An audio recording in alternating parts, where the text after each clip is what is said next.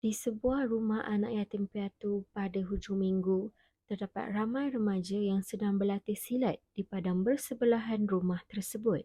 Sofia dan Zara merupakan remaja perempuan yang tinggal di situ dan mereka mula bertanya kepada guru silat mereka tentang sesuatu. Semua pelajar sedia? Satu, ha, dua, ha, tiga, ha. Cikgu, kalau saya ada ibu bapa, mesti saya tak perlu berlatih silat kan? Sebab ibu bapa saya boleh lindung saya. Bukan macam tu, Sofia. Walaupun orang lain ada ibu bapa, tapi orang perlu juga untuk berlatih seni pertahankan diri supaya orang boleh lindung diri sendiri. Baiklah cikgu, saya faham. Weh Sofia, dengan cerita esok ada orang datang nak ambil lagi seorang anak angkat. Ya ke? Hmm, Keesokan harinya, kelihatan semua penghuni rumah anak yatim berlegar di seluruh ruang yang ada di dalam rumah itu. Mereka menunggu dengan perasaan gemetar akan siapakah yang akan diambil oleh ibu bapa angkat dan dibawa ke rumah baharu.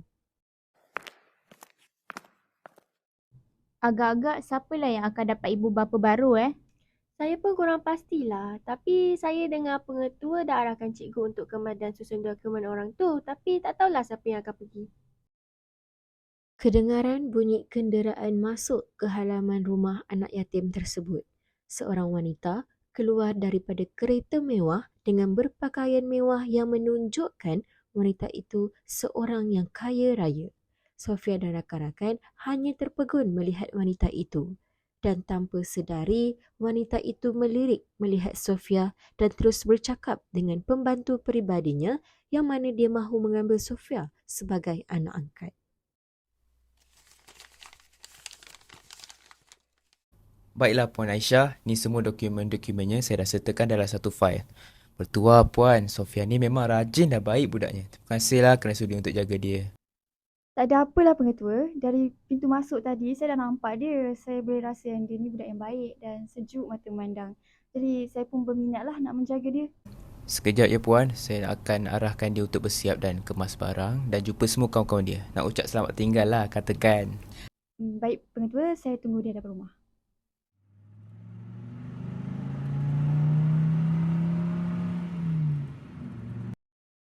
Aisyah membawa Sofia pulang ke rumah banglonya yang besar dan luas.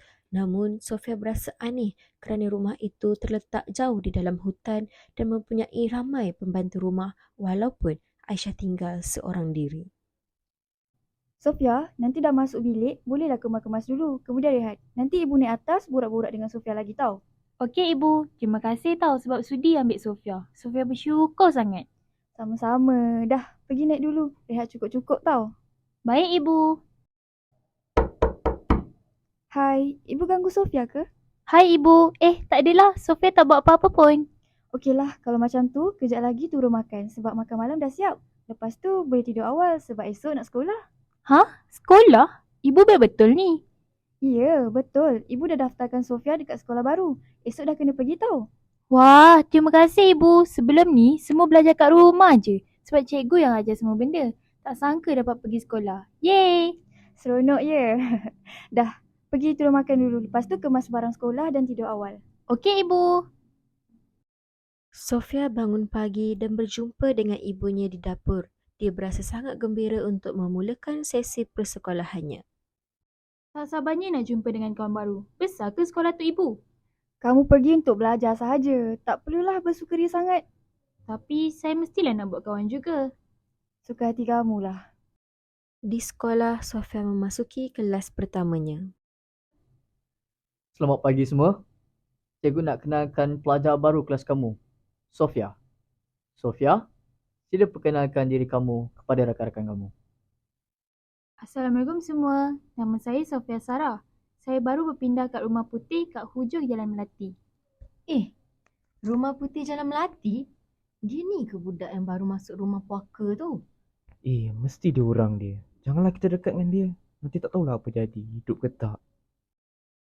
Sofia berasa pelik dan tidak selesa dengan penerimaan rakan-rakannya itu. Dia merasakan dia tidak dijemput ke sekolah itu. Sewaktu rehat, dia menyembunyikan diri di tandas. Tiba-tiba dia terdengar perbualan rakan kelasnya yang berada di dalam tandas yang sama. Weh, macam mana Sofia boleh masuk ke dalam rumah berhantu tu? Itulah, bukan ke ramai budak hilang. Tak tahulah sama ada hilang ke, bunuh ke. Kau rasa Sofia juga akan senasib dengan budak-budak yang hilang itu atau dia dalang sebalik semua ni? Ish, tak tahulah. Tak naklah aku fikir, menakutkan lah. Yang penting, kita tak payahlah kawan dengan Sofia tu. Sofia mendengar perbualan itu dan terus berlari ke arah kelasnya sambil menangis ketakutan. Dia berfikir apa yang sebenarnya berlaku di tempat duduknya. Mariam datang menghampiri untuk membantu. Sofia, janganlah menangis lagi. Kau janganlah dengar kata-kata dorang tu. Dorang tu memang suka buat orang lain terseksa. By the way, kalau kau tak kenal aku Mariam. Sama kelas dengan kau. Tapi mesti ada sebab kenapa diorang cakap macam tu. Takut aku dengar. Susah ke nak aku rasa erti kasih sayang dalam keluarga? Banyak weh sebenarnya cerita yang pernah berlaku. Aku mungkin tak bolehlah nak tolong kau banyak benda. Tapi cuba kau dengar. Lepas tu kau hati-hati dari sekarang. Kenapa tu Mariam? 5 tahun dah. Rumah yang kau duduk sekarang tu jadi bualan penduduk dekat sini. Dari dulu lagi, ramai budak perempuan hilang kat sekitar kawasan tu. Tak ada satu pun yang dijumpai. Hilang tanpa berita. Ada yang anggap budak-budak tu hilang ataupun dah mati. Tapi tak tahu siapa yang buat. Jadi, apa kaitannya dia semua ni dengan aku? Ibu aku dengan rumah tu. Menurut penduduk dekat sini, ibu kau tak pernah nak kawan dengan orang-orang dekat sini. Dia tu misteri. Buat apa yang dia nak je. Dia pun tak kisah apa yang jadi dekat sekitar dia. Sebab itulah ramai anggap ibu kau tu pembunuh misteri weh. Tempat pembunuhan dia, rumah putih tu. Macam mana aku nak hidup lepas dengar semua ni Mariam? Ni nombor telefon aku. Kalau ada benda-benda pelik, kau telefon je lah aku. Aku cuba tolong. Tapi, kau janganlah takut sangat sebab kita belum tahu lagi benda ni. Aku tak rasa aku boleh bertahan dengan tanya-tanya dalam kepala ni. Aku nak juga tanya kat ibu aku. Kau jangan main terjah je. Kita tak tahu lagi benda yang sebenar. Sofia pulang ke rumah dengan penuh tanda tanya. Dia tidak mampu lagi berselindung. Dia bertanya tentang semua yang didengarinya itu kepada ibunya. Semasa mereka sedang menjamu selera untuk makan malam, Sofia memulakan pertanyaannya kepada Aisyah. Ibu, ada apa-apa ke yang ibu sorotkan dari Sofia? Kenapa? Tak ada apa. Kamu pun baru je pindah ke sini. Sebab Sofia baru pindah sini lah Sofia nak tanya. Kalau ada yang Sofia perlu tahu. Tak ada apa. Tadi kat sekolah, Sofia kena pulau dengan semua kawan-kawan Sofia. Diorang kata Sofia dalam pembunuhan lah, ada yang kata ibu pembunuh bersiri lah, dan macam-macam lagi. Kenapa diorang semua nak cakap benda yang menakutkan macam tu? Jangan kata kamu percayakan semua tu. Sofia nakkan penjelasan je ibu. Kalau tak, macam mana Sofia nak percaya kat ibu? Lupakan je lah apa yang kamu dengar tu. Ibu! Ibu! Aisyah! Aisyah bangun dan berlalu pergi. Selepas ditinggalkan oleh ibunya, Sofia ingin masuk ke biliknya untuk berehat. Namun, tiba-tiba dia ternampak satu bilik yang tidak pernah dilihat sebelum ini di penjuru laluan rumahnya itu. Pintu yang terbuka luas itu terdapat banyak balang air yang berisi kulit wajah manusia dan juga anggota badan. Sofia berlari menuju ke bilik untuk menelefon Mariam. Namun, Aisyah mendengar jeritan itu dan mengikuti Sofia sehingga ke bilik. Mariam, dengar tak? Tolong! Tolong! Apa yang kau buat ni? Berani kau telefon kawan kau yang tak guna tu? Apa kau buat ni? Apa semua yang ada dalam bilik tu tadi? Kenapa anak yatim macam kau ni suka sangat menyusahkan hidup aku, ha? Kau nak buat apa kat aku, ha? Lepaskan aku lah. Aku nak balik semula kat rumah aku. Kalau kau apa-apakan aku call polis. Mariam akan datang tolong aku. Kau ni bising betul lah. Aisyah menghentak kepala Sofia dengan kayu yang berada di dalam biliknya sehingga Sofia pengsan. Suasana di rumah tepat 12 pagi. Aisyah meminta pekerjanya untuk mengangkat dan mengikat Sofia di kerusi makan. Sementara menunggu Sofia untuk sedar, dia menyediakan hidangan-hidangan lazat di hadapan Sofia. Selepas beberapa minit kemudian, Sofia mula tersedar. Hello buah hati ibu. Kau nak apa dari aku? Ish, apa marah-marah ni? Cuba lihat hadapan kamu, ada banyak makanan yang ibu masak. Makanlah sayang. Perempuan tua, lepaskan akulah. Kalau tak, Kalau tidak apa? Ibu penat masak untuk kamu buat kali terakhir sebelum kamu mati. Makanlah sikit. kau memang syaitan bertopengkan manusia. Lepaskan akulah. Tolong, tolong. Kesian kau. Tak ada siapa pun yang dengar hajatan kau. Kau tak nak makan je? Kamal, Bob, engkau sumbatkan makanan-makanan tu ke dalam mulut perempuan ni. Pekerja-pekerja Aisyah melakukan apa yang disuruh olehnya, sehingga Sofia terjatuh dari kerusi dan pengsan semula. Mereka membawa Sofia ke sebuah bilik rahsia yang dipenuhi dengan barang-barang tajam seperti pisau, parang dan gergaji untuk menyeksa mangsa-mangsa Aisyah. Mereka meletakkan Sofia di atas katil di dalam bilik tersebut dan mengikat kaki dan tangan Sofia. Kemudian Sofia mula sedar. Aku kat mana ni? Aku paling benci perempuan cantik yang suka curi perhatian orang ramai. Macam kau lah. Apa yang aku buat kat engkau sampai kau sanggup nak seksa aku? Hei, engkau memang tak ada tiba cukur kan? Yelah, semua perempuan cantik, semuanya sombong, belagak. Korang tahu bahawa korang dapat apa je yang korang nak. Sekarang sudah sampai masanya untuk aku bunuh kau. Akan aku seksa kau hidup-hidup. Tidak, jangan apa-apakan aku.